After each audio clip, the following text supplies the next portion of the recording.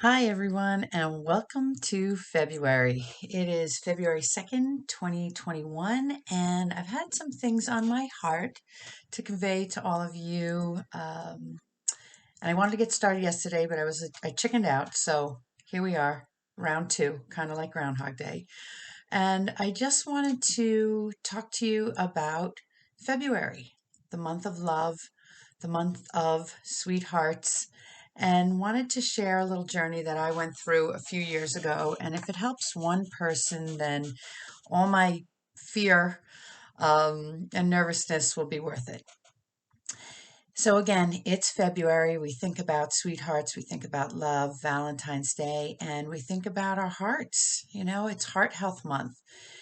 And 7 years ago, yeah, 7 years ago, I had a heart attack. Yeah, I was 50 and I had no history of any heart issues. And if you know me, I have a pretty healthy lifestyle. So there was no, like, I don't know, pre-existing conditions as far as cholesterol or artery issues. But I had a lot of stress, and it wasn't so much the stress that I was feeling, but it was how I was reacting to the stress that was not healthy, and actually wound up giving me a heart attack. So I've had a lot of people ask me about how I felt and what happened when I had my heart attack. So I was going to go over that, but I also want to just talk to you about some of the things I've learned over the last 30 years as a physical therapist and over the last, I don't know, since 2017, last 4 years as a working with peaceful parenting and as a parent coach. So, over the next couple of weeks, if you've got the time, I'm going to be hopping on and just first week, I'm going to be giving you some exercise tips, and these are low level and meant to heal, not hurt. So if you are experiencing any pain, please stop. And then next week, I'm going to be talking about nutrition.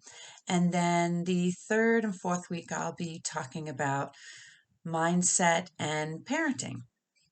So I'm going to jump back to what I was hoping to do today, which was just give you a little idea of what I experienced when I had my heart attack. And again, if it helps one person, then it's all worth it.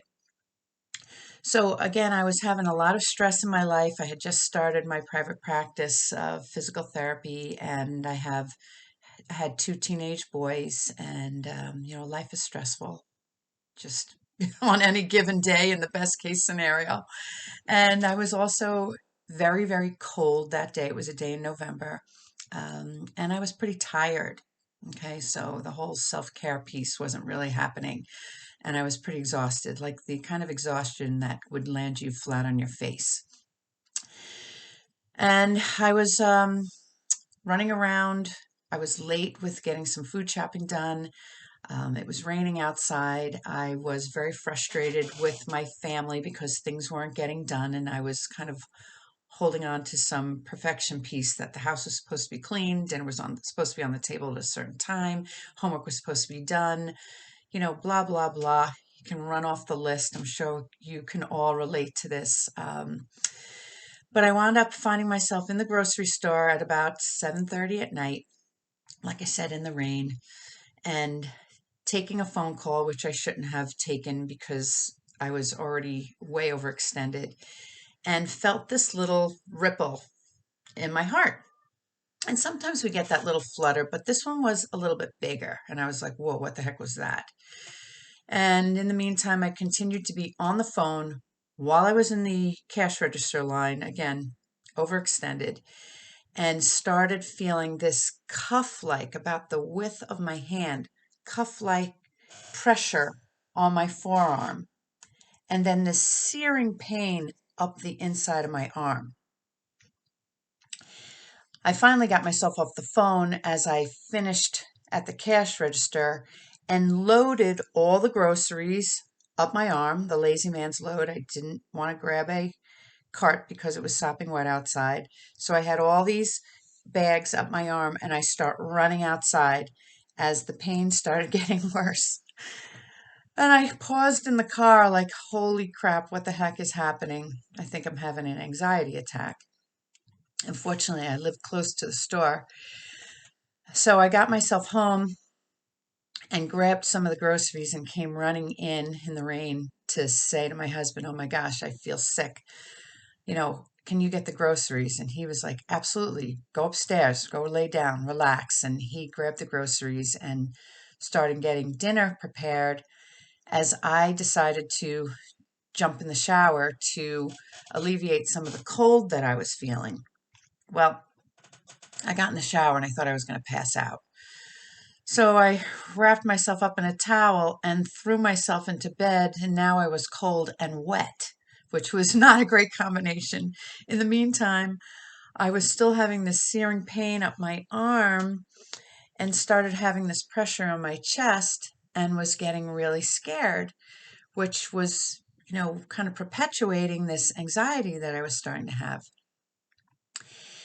And by the grace of God, my husband was supposed to be leaving to go to Texas the next morning on an early flight at like 4 o'clock in the morning. And he came up with the computer and, he started looking things up as I was talking. And I said to him, kiddingly, but not kiddingly, like, make sure I'm a warm body when you leave. And because he would have been leaving really early. And he was like, oh, I'm not going anywhere. You're going to the hospital. You sound like you're having a heart attack. And I say by the grace of God, he was going to leave early that morning because if he had already been gone, there was no way I would have left my kids to go to the hospital. I would have waited it out thinking it was anxiety. And if he wasn't leaving, I probably would have thought, oh, I've got time. You know, I'm having anxiety. I've had myself pretty wrapped up pretty tightly with the day's events of trying to get everything done. And I wouldn't have made myself a priority. And fortunately, he did. And we went to the hospital. And as I was going to the hospital, and actually even before, I started having this pain all up the back of my arm. And then it started coming up my throat. And we got to the hospital and I started explaining what was going on. And I could start hearing people say, whispering, she sounds like she's having a heart attack. She sounds like she's having a heart attack. And they got me right into the room, even though there were a lot of people in there. And next thing you know, I was being rushed in and undergoing all kinds of tests and whatnot. And they gave me some medication for the pain and for my nerves. And I needed to stay overnight, which had me really worried because my guys were at home. And I kept saying to my husband, go home with the kids. And he was saying, no, I'm staying with you. And back and forth, back and forth. Thank goodness he finally went home to the kids. And I stayed overnight. And I didn't realize that they were waiting for a certain chemical to be evident to confirm that I had a heart attack or not, and that was a troponin level, which I guess you're not supposed to have any troponin present. And at 6 o'clock in the morning, a team of people came in and said, you had a heart attack, you're going in for a catheterization. And that was awaking me out of my sleep, and I kind of panicked, and I started to text my husband when the doctor held me firmly on the shoulder and said, you had a heart attack. Don't text your husband. Call him and let him know you're going in now.